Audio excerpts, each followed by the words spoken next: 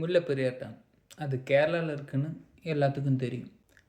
தமிழ்நாடோட water சப்ளைக்காக மட்டும்தான் இது மெயினாக கட்டினது. கேரளா கவர்மெண்ட் வந்துட்டு புதுசாக ஒரு டேம் கட்டணும்னு சொல்கிறாங்க. எதனால்னா இந்த டேம் கட்டி ஒரு 100-150 வருஷம் இருக்கும். சேஃப்டி இஷ்யூ இருக்கிறதுனால அது கீழே இருக்கிற டிஸ்ட்ரிக்ட் எல்லாம் வந்துட்டு மக்கள் எல்லாம் வந்துட்டு பயத்தில் இருக்காங்க.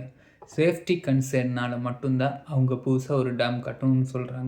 தமிழ்நாடு கவர்மெண்ட் என்ன நினைக்குதுன்னா, இன்கேஸ் புதுசாக ஒரு டேம் அவங்க கட்டினாங்கன்னா வேறு இடத்துல கட்டணும். அப்படி இருக்கும்போது மேனேஜ்மெண்ட், ஆப்ரேஷன், அதோட அத்தாரிட்டி பவர் எல்லாம் வந்துட்டு மேபி கேரளா கவர்மெண்ட்டுக்கு போச்சுன்னா ஃப்யூச்சரில் இந்த தண்ணி, இந்த முல்லைப்பெரியார் அதுலேருந்து கிடச்சிட்ருக்கிற அளவுக்கு தண்ணி வந்துட்டு கேரளா கவர்மெண்ட் ஸ்டாப் பண்ணிடுவாங்களோ. எப்படி பார்த்தாலும் பாதிக்கப்பட போகிறது மக்கள் தான். புதுசாக ஒரு டேம் கட்டி தண்ணி வரலைன்னா தமிழ்நாடு மக்கள் பாதிக்கப்படுவாங்க. இன்கேஸ் இந்த டேம்லேயே ஓகே கண்டினியூ பண்ணி அதில் ஏதாவது லீக்கேஜ் ஆச்சு, தண்ணி ஓவர்ஃப்ளோ ஆச்சு, டேமே கொலாப்ஸ் ஆயிடுச்சுன்னா கேரளா மக்கள் தான் பாதிக்கப்படுவாங்க. இந்த முல்லைப்பெரியார் டேமுக்கு போட்ட எக்ரிமெண்ட் மாதிரி புதுசாக ஒரு டேம் கட்டுங்க, ஒரு எக்ரிமெண்ட் போட்டுருங்க.